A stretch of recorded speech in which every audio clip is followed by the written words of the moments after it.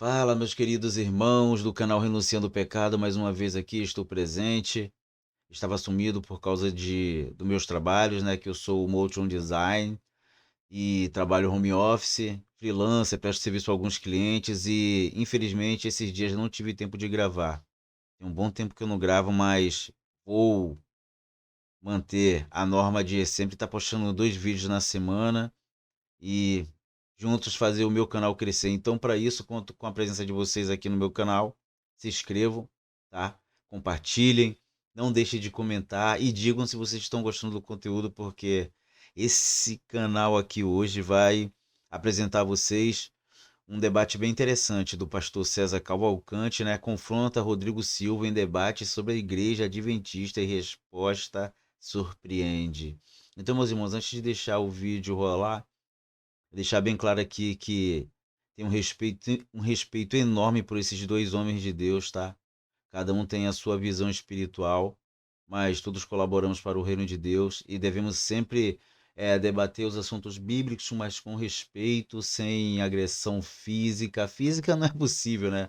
Sem agressão verbal, principalmente nos comentários, tá bom, irmãos? Vamos ser servos prudentes e saber diversificar as coisas que não agradam a Deus, separar aquelas coisas que vocês acham que é de Deus e outras que não são.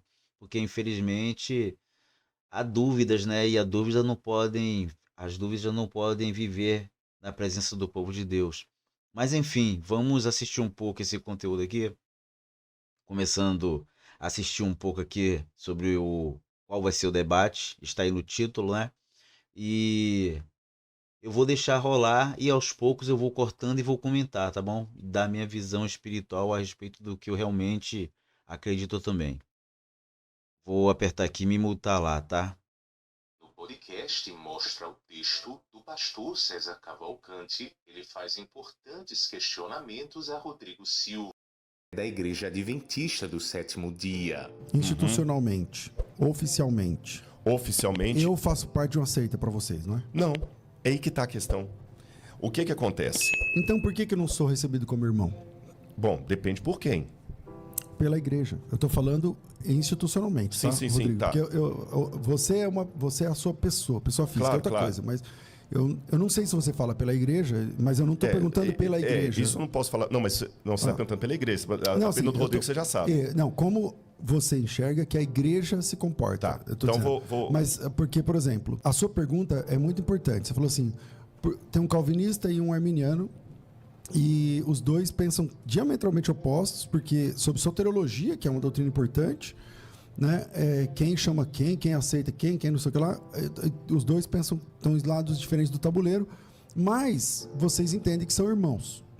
Por que isso não acontece com o adventismo? Porque o adventismo mesmo não reconhece, por ele mesmo, no seu nascedouro, ele já se apresenta como uma denominação restauracionista, quer dizer, está todo mundo errado, nós aqui temos a verdade. Isso também acontece com Na prática, as todos foram outras. restauracionistas. A- É que assim, Lutero, quando ele levantou propondo que ele ia trazer uma correção a algo que estava errado, tanto é que aí rompeu. temos o professor, não sei, se o Lutero que o propunha nome isso. restauracionista pode ser mais recente. Não, assim, eu mas a acho prática que- dele é mais antiga. Não, mas tem uma Azusa Street, diferença pra dar um do exemplo, o Azusa restauracionismo. O Azusa Street, quando levantou o movimento pentecostal, é porque as igrejas até ali estavam frias e pega os textos dos restauracionistas Mas ele pentecostais. não deixa de reconhecer as demais igrejas como irmãos. assim, o eles são meus adventista, irmãos. Eu sigo assim com o Sólida Reforma, o adventista por profissional, o adventista mesmo, Sim.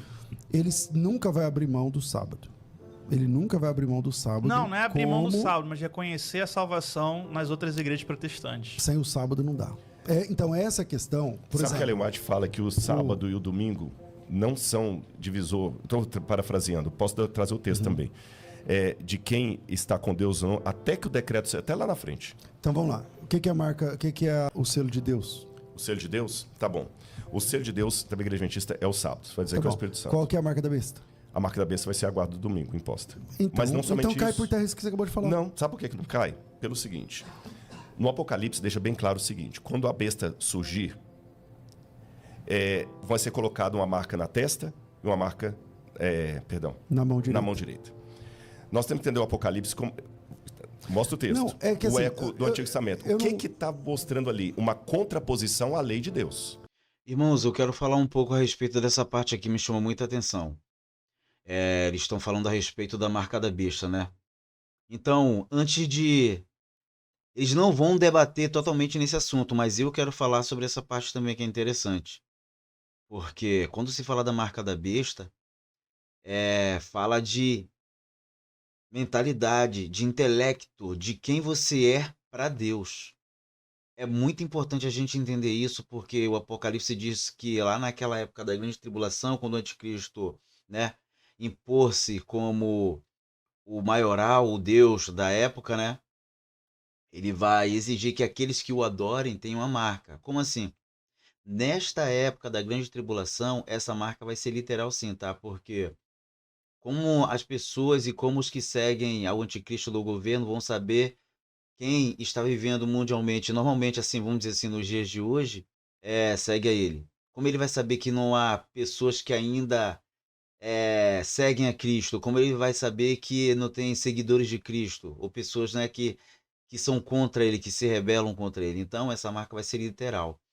Mas eu quero deixar uma coisa bem clara, meus irmãos, que vocês nunca deixem de entender isso. É muito importante. Isso eu digo que é até revelador, porque quando nós estudamos a palavra de Deus, entendemos que o Antigo Testamento nos revela o profundo do que vai ser o Novo Testamento, que é a revelação do Messias em nossas vidas, né? A prenúncia e depois a manifestação em definitivo de Jesus. O Verbo se fez carne e assim foi. Ele veio cumprir o seu ministério, morreu na cruz do Calvário e ressuscitou. E no dia em que ele subiu aos céus, né, os varãos, os apóstolos olhavam ele subindo ao céu. O mesmo anjo, o anjo disse que esse mesmo Jesus que estava subindo nas nuvens voltaria. Mas enfim, o que eu quero dizer, que lá no Egito, vocês lembram do Egito? As 10 pragas? Você vai lembrar da parte do destruidor que passaria pelo Egito e tragaria a vida do primogênito de cada filho do Egito. Todos os primogênitos morreriam. Vocês lembram dessa passagem, né? Então eu quero deixar uma coisa bem claro, que ali estava se revelando o qual importante e como seria o sangue de Jesus em nossas vidas. Ou seja, há ali uma marca. Vocês querem entender o que eu quero dizer? Que quando Deus pediu para que Moisés sacrificasse um cordeiro e passasse o sangue com a esponja, esqueci o nome daquele negócio que usa para passar nas portas, né? Passou no beiral das portas. O que aquilo queria dizer, meus irmãos? Que todos os israelitas estavam marcados por Deus. Eles estavam protegidos pelo sangue de Jesus, que um dia seria derramado pela nossa salvação. Então, naquele momento, irmãos, quando aquela marca foi posta na porta, ou seja, a morte, o destruidor que veio ali tragar a vida dos primogênitos, não tinham poder sobre os filhos de Deus, sobre aqueles que estavam na proteção de Deus. Então, irmãos, ali houve uma marca. Ou seja, o povo de Deus, o povo escolhido de Deus, o povo separado por Deus, estava ali marcado. Ou seja, eles escolheram a Deus, eles eram filhos de Deus, eles serviam a Deus. Então, se eles eram um povo de Deus, eles estavam debaixo da cobertura de Deus. Mas ali há uma marca. Então, o que eu quero dizer com isso? Vocês vão lembrar que lá na frente de Deuteronômio, eu esqueci o capítulo e versículo onde fala daquela parte que Deus manda pôr aquele negócio na mão e na testa para lembrar dos mandamentos do Senhor. E nós sabemos que até hoje os judeus usam esse negócio na mão e o outro na testa, porque é um simbolismo do que eles viveram no Egito, do que eles viveram na libertação e como é importante lembrar da marca de Deus. Entendeu? Então, a mão é para mostrar a ação que eles fizeram para adorar a Deus, eles agiram, entraram em ação. E o que fica na testa quer dizer o simbolismo de que eles são de Deus, que eles têm fé em Deus, que eles acreditam em Deus. Então, para entender uma coisa, deixa eu simplificar, porque eu estou até complicando um pouco, eu acho, né? Espero que vocês entendam o que eu estou falando. Então, para você que ainda não tem o conhecimento dessa passagem, vai ler a passagem lá da parte final, do destruidor, quando passou, né, quando queria sacrificar ali os primogênitos, mas eles não, os filhos de Deus não foram tocados por causa do sangue que foi passado ali nos beirais da porta, amém? Então o que eu quero dizer com isso? Que nos dias de hoje, eu pergunto a você, qual a diferença de quem tem ou não a marca de Deus? Agora eu cheguei onde eu quero chegar. Qual a diferença daqueles egípcios que adoravam outros deuses, negavam a Deus, escravizaram o povo de Deus? Qual a diferença daquele povo para agora? E eu pergunto a você, será que todos têm a marca de Deus? Vou me aprofundar. Eu vou ser mais direto no onde eu quero chegar. Se o anticristo se manifestasse hoje e revelasse ser o Deus dessa época e revelasse trazer a paz nesse mundo, eu pergunto a você, será que a humanidade negaria a esse homem que traria paz e daria tudo aquilo que as pessoas querem, que é uma falsa paz? Será que essas pessoas morreriam? Será que essas pessoas negariam essa nova ordem mundial para dizer que é um seguidor de Cristo? Será que se ele implantasse tipo uma marca para você viver em paz nessa terra, será que todos nesse mundo negariam essa marca? Será que você que está aí do outro lado diria assim, não, não quero essa marca não? Não. Será que você deixaria de comprar no mercado? Será que você deixaria de ir ao shopping? Será que você deixaria de ter uma conta no banco para não ter essa marca? Então, qual a diferença da grande tribulação para agora? Sabe qual é a diferença? É que agora o anticristo ainda não se manifestou. Mas quando ele se manifestar, ele vai impor que todos usem a sua marca. Ele vai querer ver todos o adorando. E a forma de ele ter certeza de que está o adorando é ver a marca nessas pessoas. Então, aqueles que não aceitarem a marca serão perseguidos nessa época. Então, a pergunta de agora é essa. Sobre eles estão falando ali, nessa parte que eles falaram da marca. Então, quero que vocês entendam uma coisa, que ter a marca de Deus é você receber Jesus Cristo, entender que o Senhor Jesus Cristo é o Salvador da sua alma, e que somente através dele vocês podem ter acesso à vida eterna. Quando nós recebemos a Cristo, entendemos que somente ele pode nos dar a vida eterna e que nós somos capazes de morrer em nome do Senhor Jesus Cristo, isso quer dizer que você é selado por Deus, isso quer dizer que você é um escolhido de Deus, isso quer dizer que você tem a marca de Deus. E sabe qual é a maior marca, a maior prova da marca de Deus em sua vida? É o selo do Espírito Santo, glória a Deus.